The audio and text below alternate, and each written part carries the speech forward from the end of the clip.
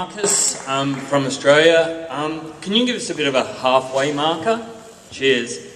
I just want to talk a little bit about uranium mining. That is the beginning of this whole dirty business, and there has been a huge resistance to that, and the forefront of that movement is in Australia. We have 30 to 40% of the world's uranium reserves sitting there, and there has been a huge resistance over the last few decades to stop that from being dug up and shipped around the world. We have no use for it in Australia, really, so we ship it all out to here, Japan, all over the world. There, like I was saying, there has been a huge resistance to that. A number of mines were closed down, and we were left with what was called a three-mine policy. That has been in effect for quite a while, but now with all the talk over here of the nuclear renaissance and stuff, all of that is out the window. The laws have now been changed. Western Australia, which had years of banning uranium mining in that country, in that state, in Australia, that is all gone, and that is open to mining. And we are at the moment facing an unprecedented rush by mining companies trying to fast track mining permissions to dig this up and send it over here and around the world.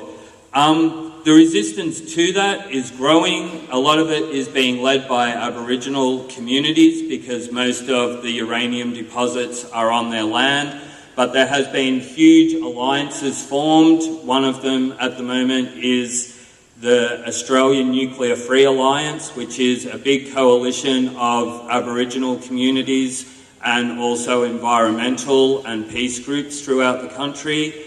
That is growing, but it is really getting out of hand. And we have seen just in the last couple of months, one of the Aboriginal groups in the Northern Territory is trying to get their land connected into a World Heritage listed area. That is being blocked by Areva because there's a huge uranium deposit up there that they want to get their hands on. And just in the last week, we have seen our Prime Minister resign from office due to pressure from the mining companies. So the mining companies are controlling our country at the moment, and we are building a big resistance to that, and hopefully in solidarity with you all. Hi, my name's Kay from Australia with a group called Footprints for Peace.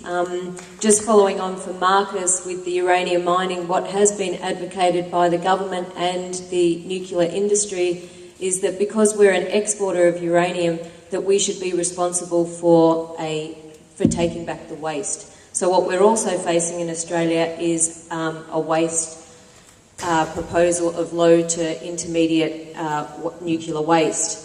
And in 2004, there was a campaign by some Aboriginal women that led a campaign in South Australia. 2004, they won that campaign that the waste dump wouldn't be put on their land. But since 2004, the campaign from the government to put a waste dump in Australia has now seen an announcement of a waste dump, a low to intermediate nuclear waste dump in the Northern Territory. The government has changed the laws and has divided communities and offered large amounts of money for this remote community on Aboriginal sacred land to take this waste dump.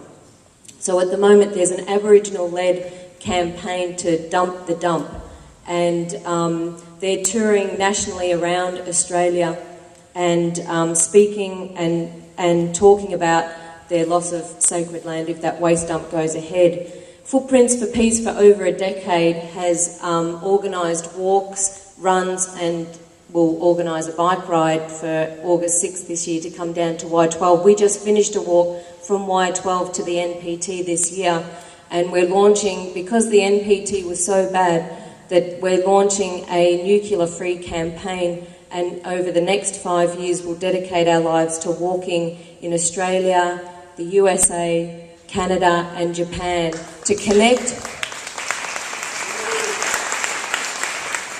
to connect globally with environmental, peace and religious groups around the world, to connect the poisonous path from uranium mining to nuclear reactors, to nuclear weapons, to the waste, and have strengthen the global campaign for a nuclear-free future. Thank you.